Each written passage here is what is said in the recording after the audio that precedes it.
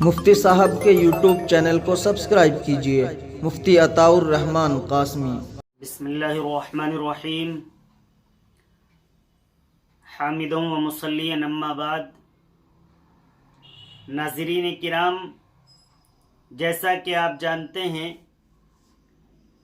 دارالافتاء جامعۃ الشیخ عبدالستار نانکا گندیوڑا ضلع سہارنپور سے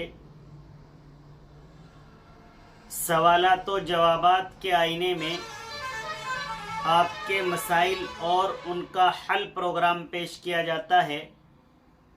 آپ کے سوالات کے جوابات دیے جاتے ہیں۔ آج کے پروگرام میں پہلا سوال عبد القادر صاحب شہر سہارنپور سے معلوم کرتے ہیں، مفتی صاحب میں دہلی کا سفر کر رہا ہوں، کیا سہارنپور کے اسٹیشن پر بھی میں قصر نماز ادا کروں گا؟ دیکھیے بھائی عبد القادر، مسافت جو شروع ہوتی ہے، سفر جو شروع ہوتا ہے اور قصر نماز جو پڑھی جاتی ہے، وہ شہر یا جس آپ بستی کے اندر رہتے ہیں اس کی حدود کے باہر جا کر وہ شروع ہوتا ہے۔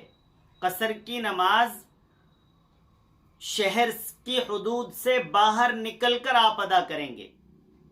یہ جو اسٹیشن ہے یہ شہر کی حدود کے اندر ہے، اس لیے اگر آپ کو اسٹیشن پر نماز پڑھنے کی ضرورت ہے تو آپ یہاں پر پوری نماز ادا کریں گے۔ ایسے ہی جب آپ واپس تشریف لا رہے ہیں تو شہر کی حدود کے اندر داخل ہونے سے پہلے تک آپ قصر نماز پڑھیں گے۔ شہر کی حدود میں داخل ہونے کے بعد گھر سے پہلے آپ کہیں بھی نماز پڑھیں تو بھی آپ مکمل نماز ہی ادا کریں گے۔ علی احمد مصطفیٰ آباد سے معلوم کرتے ہیں، مفتی صاحب ہم نے جو عید کی نماز پڑھی تھی اس کی امامت امام صاحب نے کرائی تھی اور خطبہ کسی دوسرے نے کیا، کیا ہماری نماز ادا ہو گئی؟ دیکھیے جناب، اگر خطبہ کوئی اور شخص پڑھتا ہے، نماز کوئی اور شخص پڑھاتا ہے تو نماز ہو جائے گی، کوئی حرج کی بات نہیں ہے، لیکن بلا ضرورت ایسا کرنا غیر اولا ہے، بہتر نہیں ہے، لیکن نماز آپ کی ہو گئی، کوئی حرج کی بات نہیں ہے۔ قاری محمد آصف صاحب طاہرپور سے معلوم کرتے ہیں، اگر کوئی آدمی اس نیت سے داڑھی پر قینچی یا استرا چلائے کہ میری داڑھی جلدی بڑی ہو جائے گی اور میں ایک ساتھ بال میرے آ جائیں گے، تو اس طرح کی اجازت شریعت دیتی ہے یا نہیں؟ دیکھیے قاری محمد آصف صاحب، شریعت کی جانب سے اس طرح کی کوئی اجازت نہیں ہے۔ نبی کریم صلی اللہ علیہ وسلم کے زمانے کے اندر ایک صحابی رضی اللہ تعالی عنہ کے صرف ایک بال تھا، انہوں نے یہ سمجھ کر کہ ایک بال کیا ہے، انہوں نے اس کو اکھاڑ دیا یا ہٹا دیا۔ جب وہ دوبارہ نبی کریم صلی اللہ علیہ وسلم کے پاس تشریف فرما ہوئے تو آپ صلی اللہ علیہ وسلم نے ان سے منہ پھیر لیا، لہذا معلوم ہوا کہ داڑھی پر اس طرح یا قینچی اس لیے چلانا کہ یہ پوری بھر جائے گی، ایسے ہو جائے گی، ویسے ہو جائے گی، یہ درست نہیں ہے۔ ہاں، آپ کی پوری داڑھی آ گئی ہے اور بال ادھر ادھر جا رہے ہیں، غیر درست ہیں، انہیں درست کرنے کے لیے آپ قینچی کا استعمال کر سکتے ہیں۔ سلیم احمد سلمانی گندیوڑا سے معلوم کرتے ہیں، کفن دفن میں زکوٰۃ کی رقم لگائی جا سکتی ہے یا نہیں؟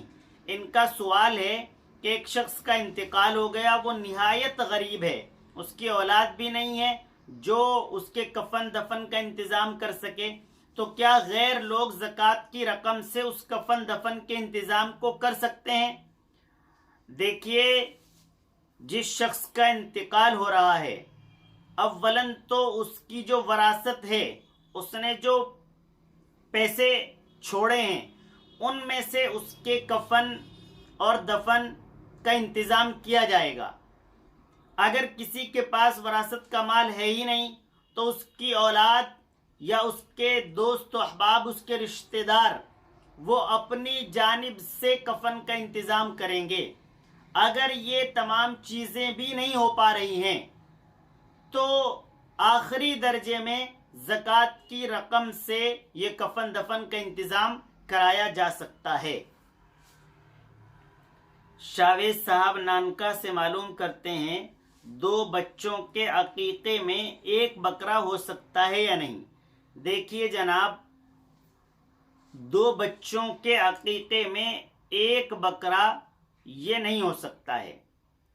1 بیٹے کا آپ عقیقہ کر رہے ہیں تو 2 بکرے ہوں گے، 1 بیٹی کا آپ عقیقہ کر رہے ہیں تو 1 بکرا ہوگا۔ اگر کوئی غریب آدمی ہے، 1 بیٹے کے عقیقے میں 1 بکرا کرنا چاہتا ہے تو بھی اس کی غربت کی وجہ سے وہ ہو سکتا ہے، لیکن 2 بچے ہوں اور 1 بکرا ہو، یہ دونوں بچوں کا حصہ نہیں ہوگا، عقیقہ نہیں ہو پائے گا۔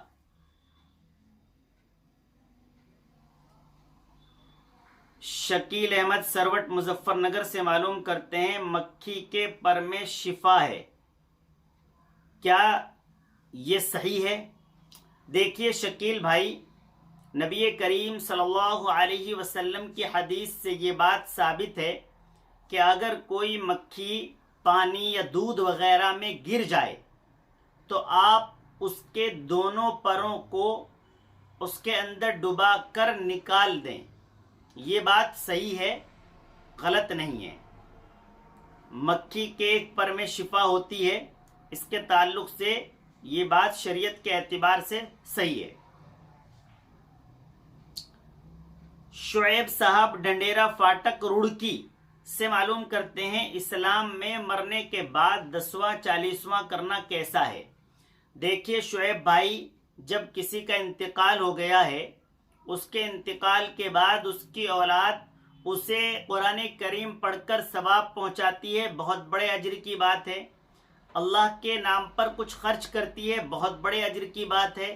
غریبوں کو کھانا کھلاتے ہیں، بہت بڑے اجر کی بات ہے۔